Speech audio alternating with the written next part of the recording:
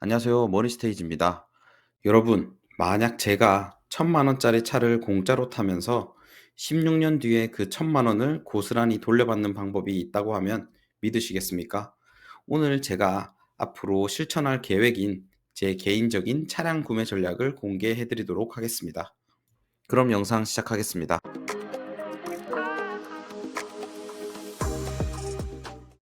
10년 후에 1,000만 원을 돌려받을 수 있는 전략은 바로 중고차를 가지고 있는 현금이 아닌 대출을 받고 커버드콜로 받은 배당으로 사려고 합니다. 이렇게 구매하면 자동차는 공짜로 탈 수 있고 결국 제 손에는 커버드콜 투자금은 남길 수 있지 않을까라는 생각입니다. 준비물은 세 가지입니다. 마이너스 통장과 커버드콜, 그리고 ISA 계좌입니다. 3월 안에는 차를 꼭 구매해야 하는 상황이라 결정을 미룰 순 없습니다만, 혹시 이런 비슷한 생각을 가지고 시청자 여러분들 중 직접 행동에 옮기신 분이 있으시다면 댓글 한번 부탁드리겠습니다. 제 통장에는 지금 차를 바로 살 수 있는 현금 1,000만 원이 들어 있습니다. 그런데 저는 이 현금으로 차를 사진 않을 겁니다. 대신 마이너스 통장을 열어 4.46%의 이자를 내고 중고차를 살 생각입니다. 왜 제가 기꺼이 이자를 내기로 했는지 그 이유를 한번 설명드리도록 하겠습니다. 자동차는 사는 순간부터 감가상각으로 가치가 하락하게 됩니다. 그래서 제가 선택한 방법은 제 현금 1,000만 원을 지키고 이 돈을 나 대신 돈을 벌어다 주는 기계에 넣는 겁니다. 바로 ISA 계좌에서 1,000만 원으로 커버드콜을 매수하는 전략입니다. 왜 제가 이러한 선택을 하게 됐는지 숫자로 한번 같이 보겠습니다. 현재 제 마이너스 통장 금리는 4.46%이고 ISA 계좌에서 받을 커버드콜의 배당률은 8.8%입니다. 이 기준으로 한번 시뮬레이션을 해보겠습니다. 1년 차에는 제 1,000만 원이 대출 잔액이고 연 배당은 88만 원, 연 이자 비용은 44만 6천 원, 그리고 남은 금액을 모두 원금을 상환한다고 가정했을 때 상환액은 43만 4천 원이 되게 됩니다. 1년 차의 기말 잔액은 950만 원 정도가 남겠네요. 2년 차를 보면 950만 원 대출 잔액에서 시작해서 연배당 88만 원, 연이자 비용은 대출 잔액이 줄었기 때문에 1년 차보다 줄어든 42만 6천 원입니다. 상환액은 계속해서 더 커져 나가기 때문에 45만 원입니다. 그럼 2년 차 기말 대출 잔액은 900만 원입니다. 이렇게 매년 계속해서 이 방법을 반복해 나간다면 10년 차에는 500만 원 정도가 남게 되고 10년 차 배당도 88만 원, 연이자 비용이 22만 6천 원으로 크게 줄어들었습니다. 받은 배당으로 열심히 이자와 원금을 갚아 나갔기 때문입니다. 그래서 상환액이 65만 원으로 크게 늘어난 것을 볼 수 있고요. 10년 차 기말 대출 잔액은 440만 원밖에 되지 않습니다. 이렇게 계속해서 반복하다 보면 16년 차에는 기초 대출 잔액이 53만 원 정도가 남게 되고 연배당 88만 원을 받아서 이자 비용과 상환액을 갚게 되면 제 마이너스 통장의 대출 잔액이 0원이 되어버립니다. 그럼 이 결과를 한번 정리해서 보도록 하겠습니다. 제가 만약 현금 1,000만 원으로 중고차를 일시로 구매했다면 16년 후 자동차의 가치는 약 0원 정도로 볼 수 있습니다. 그리고 10년 후 금융자산도 0원입니다. 최종 결과는 1,000만 원 전액 손실입니다. 그런데 제가 방금 말씀드린 마통과 커버드콜을 섞는다면 16년 후에 자동차의 가치는 똑같이 거의 폐차 수준이겠지만 16년 후에는 제가 일시불로 납입했던 1,000만 원어치 커버드콜이 남게 됩니다. 물론 마이너스 통장의 금리가 오르거나 커버드콜의 주가가 떨어지거나 배당이 떨어질 수도 있습니다. 하지만 제가 이렇게 극단적인 가정을 하고 시뮬레이션을 보여드리는 이유는 중고차를 사는 방법에는 이러한 방법도 있다는 것을 한번 알려드리고 싶었기 때문입니다. 결국 차량 구매라는 것은 감가상각이 되는 소비에 불과하며 내 돈을 지켜나가는데 아주 큰 걸림돌이 되는 것입니다.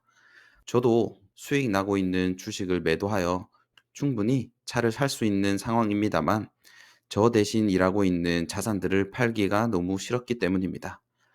저 대신 일하고 있는 자산들을 팔게 된다면 제가 더 열심히 일해야 하기 때문에 그럴 수가 없었습니다. 그래서 이것저것 생각해 보다가 이러한 방법으로 중고차를 구매할 수도 있겠구나라는 생각이 들었습니다. 발상의 전환이 필요합니다. 현금 흐름을 유출시키는 모든 자산은 소비이며 현금 흐름을 유입시키는 것들에 집중해야 합니다. 명품과 사치품을 구매하는 것을 경계하기보다 소비와 자산을 구분하지 못하는 무지함을 더 경계해야 합니다. 이러한 무지가 가랑비에 옷 젖듯이 자산을 모으는 것을 방해하고 있기 때문입니다. 가령 연봉이 5천만 원인 사람이 1억을 받더라도 소비 습관이 수입에 맞게 커지기 때문에 버는 만큼 쓸 확률이 매우 높습니다. 연봉이 5천만 원이라도 소비하는 습관과 현금 흐름 중심으로 자산과 소비를 정의하고 나에게 현금 흐름을 가져다 줄 수 있는 자산을 꾸준히 모아 나가는 것에 집중해 나간다면 적어도 내 돈을 지켜낼 수는 있습니다. 이렇게 현금 흐름을 중심으로 자산을 생각하는 방법은 부자 아빠, 가난한 아빠 책에 굉장히 자세히 설명되어 있습니다. 로버트 기요사키는 자산과 부채의 정의를 회계학적인 정의가 아닌 현금의 방향으로 자산과 부채를 정의했습니다. 자산은 내 주머니에 돈을 넣어주는 것이다. 부채는 내 주머니에서 돈을 빼가는 것이다. 라고 이야기했습니다. 제가 중고차를 현금 일시불로 사는 것은 내 주머니에서 돈을 빼가고 다시는 돌아오지 않게 하는 비용, 즉 부채입니다. 하지만 제가 제시한 커버투콜 전략은 1,000만 원이라는 자산을 주머니에 넣어두고 거기서 나온 배당, 즉 현금 흐름으로 대출의 비용을 상쇄시키는 구조인 겁니다. 즉 돈의 방향을 나에게 들어오는 쪽으로 전환한 것입니다. 그리고 부자와 가난한 자, 중산층의 차이는 월급의 액수가 아닌 돈이 흘러나가는 길에 있다고 강조합니다. 중산층은 부채를 자산이라고 믿고 사들인다. 하지만 부자들은 자산 부문에서 창출된 수입으로 사치품, 차와 집 등을 산다. 보통 사람들은 차를 사기 위해 내 월급을 직접 지출합니다. 하지만 기요사키가 말하는 부자의 방식은 자산에서 현금 흐름을 발생시켜 지출하는 구조입니다. 제가 소개드린 커버드콜 배당으로 중고차 사기는 전형적인 부자의 현금 흐름 패턴과 같다고 생각합니다.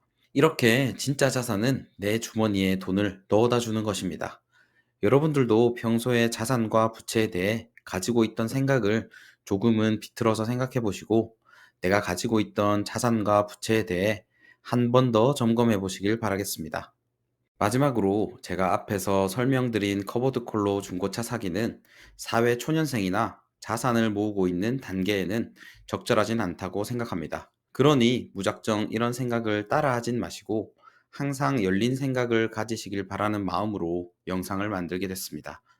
그리고 굳이 현금이 있는데도 대출을 일으켜서 차를 구매한다고 걱정하실 것 같은데요. 제 전체 포트폴리오는 약 4억 원 규모입니다. 그중 이 커버드 콜에 투입되는 1,000만 원은 전체 비중의 단 2.5%밖에 되지 않습니다. 저는 무모한 도박을 하자는 것이 아닙니다. 제 자산의 대부분은 탄탄한 인덱스 펀드와 배당 성장주에 들어있고 이 1,000만 원은 오로지 차량 유지비와 감가상각을 방어하기 위한 실험으로 운용하는 것입니다. 전체 자산의 흐름을 깨지 않으면서 소비로 인해 발생하는 손실만 제가 만든 금융 시스템으로 메꾸는 것입니다. 최근 주식시장의 큰 상승으로 수익을 보신 분들 모두 축하드리며 끝까지 주식시장에서 살아남으시길 바라겠습니다. 저도 계속해서 투자를 이어나가겠습니다.